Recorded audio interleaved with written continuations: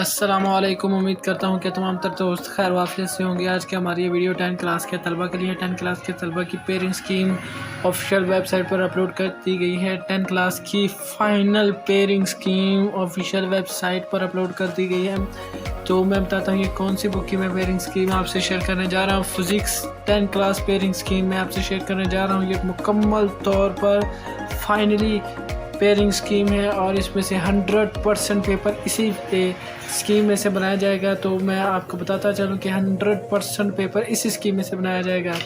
और चलते हैं वीडियो की जाने जाने से पहले जो भी दोस्त हमारे इस चैनल पर न्यू है वो हमारे चैनल को लाइक करे, सब्सक्राइब करे ताकि आने वाली न्यू वीडियो आप तक आसानी से पहुंच सके। तो चलते हैं वीडियो की जानिब और देखते हैं कौन से चैप्टर में से कितने सवाल पूछे जाएंगे।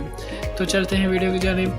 MCQs डिवीज़न 12 मार्क्स यानी कि 12 नंबर के MCQs आएंगे। वो कौन कौन से चैप्टर से आएंगे? चैप्टर नंबर 10 में से एक MCQ, चैप्टर नंबर 11 में से एक MCQ, चैप्टर नंबर 12 यानी कि 12 में से 2 MCQ, चैप्टर नंबर 13 में से एक MCQ, चैप्टर नंबर 14 में से भी 2 MCQs आएंगे, चैप्टर नंबर 15 में से एक MCQ, चैप्टर नंबर 16 में से 2 और 17 में से एक, 18 में से भी एक, जिनमें से 2 MCQs आना है। आप इनकी तैयारी दूसरे चैप्टर्स की निस्बत ज़्यादा करें ताकि इनमें से 2 MCQs आएंगे। अब चलते हैं शॉर्ट क्वेश्चंस की डिवीज़न की तरफ। शॉर्ट क्वेश्चन किस तरह से आएंगे, कौन से चैप्टर से कितने शॉर्ट क्वेश्चन दिए जाएंगे? तो चलते हैं शॉर्ट क्वेश्चन की तरफ।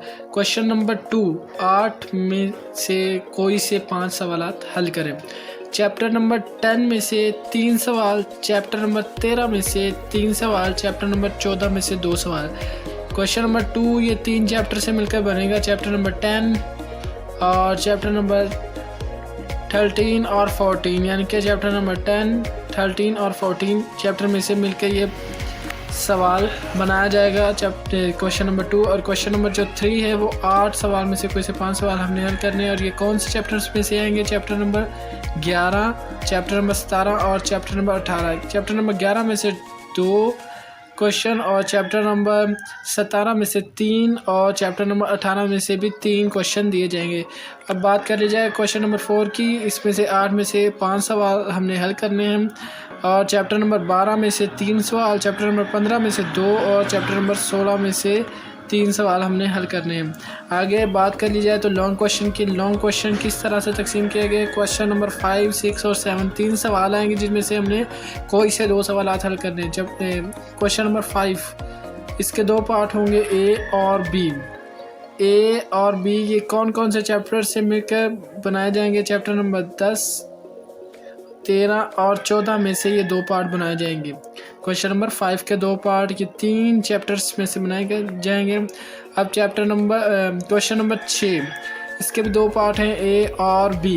ये कौन से चैप्टर्स में से 2 पार्ट बनाए जाएंगे? वो 11 चैप्टर नंबर 18 और चैप्टर नंबर 17। 11, 17 और 18 चैप्टर से मिलकर ये 2 पार्ट बनेंगे जो कि क्वेश्चन नंबर 6 बनता है।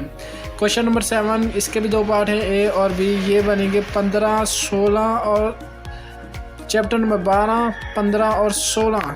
चैप्टर नंबर 16 में से ये 2 पार्ट बनेंगे। हर सवाल में इन 3 चैप्टर में से कोई से 2 चैप्टर्स का पेपर बनेगा। मिसाल के तौर पर सवाल नंबर 5 का पेपर चैप्टर 14, 13, 10 में से होगा।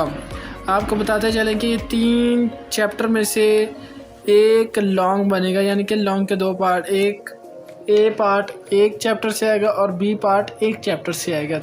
तो आपने अपनी तैयारी को मुकम्मल करना है। इनकी कुछ रिक्वायरमेंट्स हैं वो भी हम आपको बता देते हैं। क्या रिक्वायरमेंट्स हैं?